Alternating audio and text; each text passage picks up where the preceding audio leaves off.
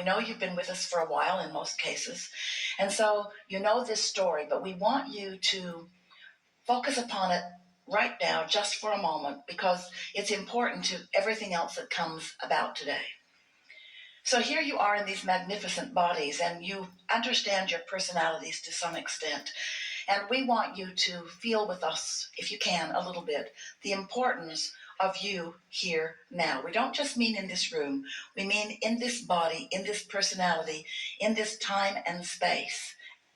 And so it matters that you're here. You came with great intent. So here you are. You came from non-physical, and some of you acknowledge that. You believe that there is something after this life experience, and it's logical that there was something before this life experience.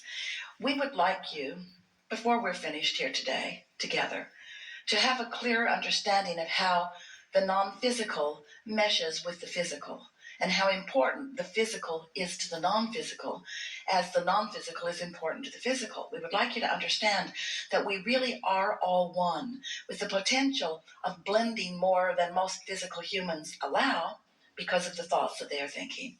But you were source energy before you came into this physical body. And of course you will be source energy once you have what you call your death experience. There is no death because you are eternal. But as you take your focus from this body and reemerge back into the non-physical, of course, there is that experience. But what we want you to understand is that even while you are here in this physical body, that the larger part of you, the energy from which you have come and the energy to which you will return, is still present and active with you. Sometimes you refer to that as your soul. Sometimes you refer to that as your guardian angels. Sometimes you call that God. It doesn't matter what the label is, but it is important that you understand the existence of that source energy part of you, because that source energy part of you has a point of attraction too. Just like you get what you think about, well, that source energy part of you gets what you think about too. So in all moments that you are conscious and in this physical body, awake and focused, you are calling a point of attraction to you, but your inner being is also calling a point of attraction to the non-physical part of you. So there are 2 points of attraction, you might say, that it is to your advantage to blend. You sort of get what we're talking about? The non-physical you is focused upon your furthermost evolution. When you know what you don't want and you ask for more, that more is immediately integrated into that non-physical awareness, and that more money, or that more love, or that more appreciation, or that more clarity, that more whatever it is that your life has caused you to ask for, is being lived now by that non-physical part of you. And law of attraction is responding to that new, evolved you. That non-physical you, that happened because the physical you had a leading edge experience and asked for more. This is what the evolution of all species is about. So that non-physical you is now standing in this more expanded place, and law of attraction is responding to you in that more expanded place. And the difference between you over here in your physical body and you over here in your non-physical beingness is that in your non-physical beingness, you don't contradict your own desire. You don't put opposing engines on the other end of your train. But in your physical form, when you do that, you cause separation, not between you and what you want.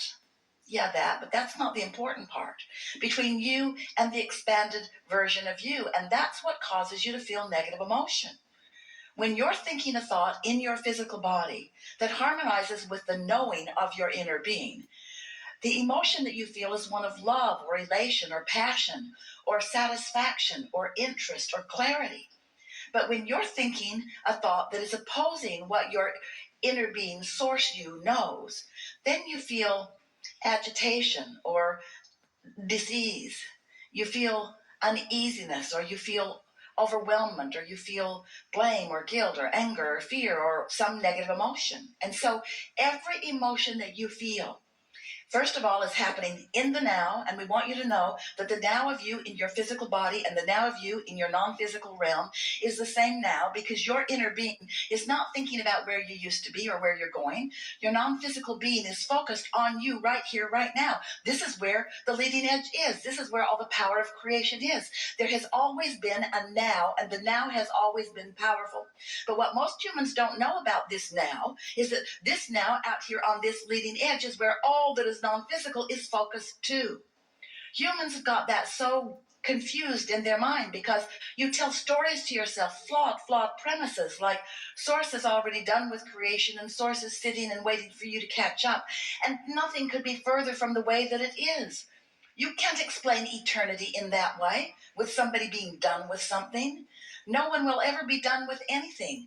The non-physical is forward with you, and that's why when life causes you, genius you, out here on the leading edge to want something more, and you launch that rocket of desire, your inner being is all over it, knowing it, holding the light, holding the attention upon it, and law of attraction is responding to that, calling all cooperative components to this new creation of you, calling you too. The question is, are you going? And the answer is in your emotions. If you feel great, the answer is yes, you're going along with your new expansion. But if you feel negative emotion in some way, then you're not going along, not right now. Right now, you've got active in you a thought that isn't letting you go. And that's the whole point of why we're visiting with you and why you've called us forth and what it is that you want to know. You want to understand how to create your own reality, how to be the pure positive energy being that you are. Hi. This is my first experience as well. Yeah. So I had a lot of questions coming here, but just now when you talked about you have to figure out what is wobbling your vibration, like with Esther's needs, you were saying, it could be overwork, this, that, whatever belief it is. I want to say to you, at the beginning, it was always vibration based. It always starts out as something that could have been dealt with emotion. But if you don't deal with it with emotion, eventually the momentum will carry it into something that then feels tangible, which then seems like it requires an action response. But it always starts with emotion. Emotional imbalances at the beginning of it. Okay. Yeah, I totally get that. Yeah. And maybe it's practice.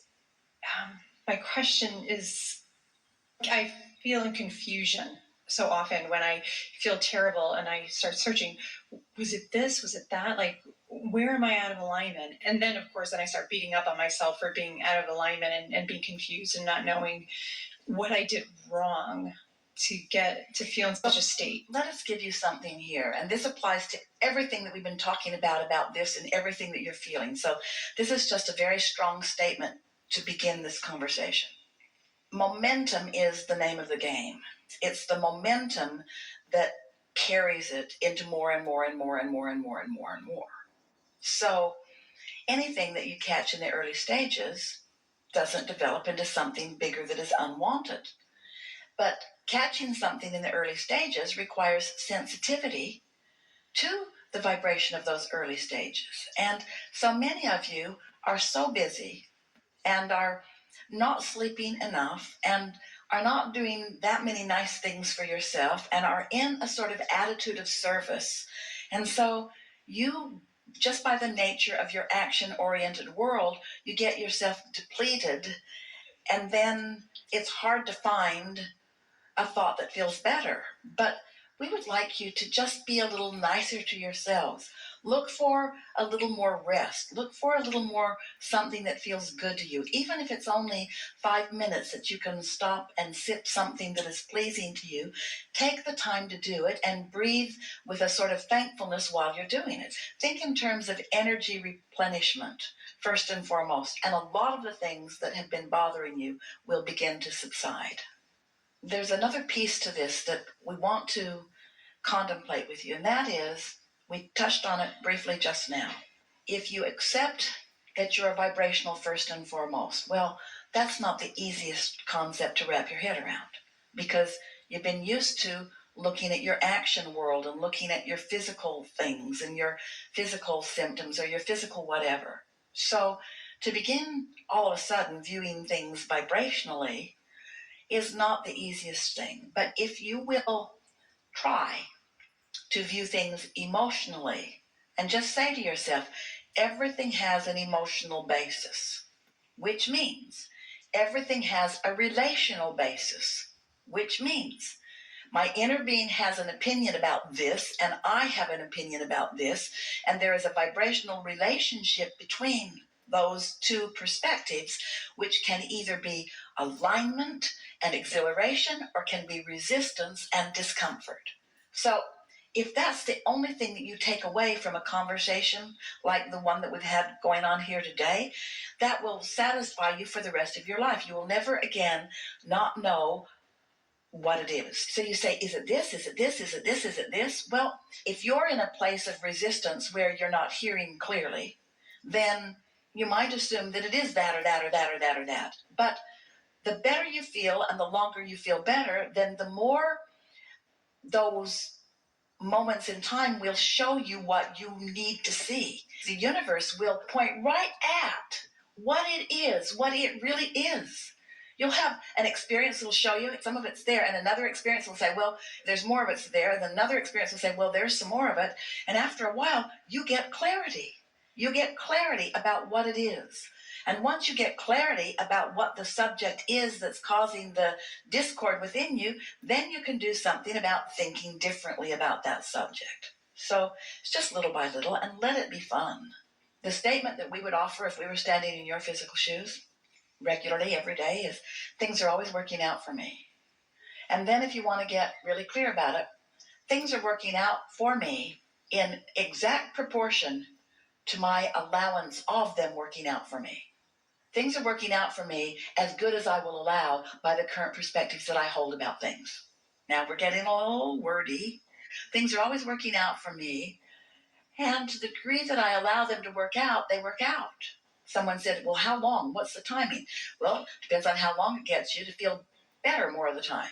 So when you have a moment that feels particularly good to you, and by that we mean clarity or some exhilaration, it's that feeling of not doing anything to cause resistance. Your cork will float on the water. That's what alignment is, unless you hold it under the water. So when you hold it under the water, when you let go of it, it bobs back to the surface. But once you got hold of that cork, sometimes it's hard to let go of it because you feel so justified in hanging on to it. It's about this and this and this. If you don't drag it down there to begin with, it's easier to stay there than it is to let go of the cork. But it ought to be pretty easy to let go of the cork, don't you think? Don't you think it ought to be pretty easy to let go of it, unless you're defending your position because you're trying to get somebody else to join you, to empathize with you? Esther finally gave up on us joining her in her negative thought. She said, Abraham, you just need more information. I'm pretty sure if you had all the information I had, that you'd agree with me. But after a few decades, she has come to know we're not going to do that. And if she wants relief from the only thing that makes her not feel good, which is not allowing the fullness of us, then she'll find a way to more often allow the fullness of us. Pretty good, huh?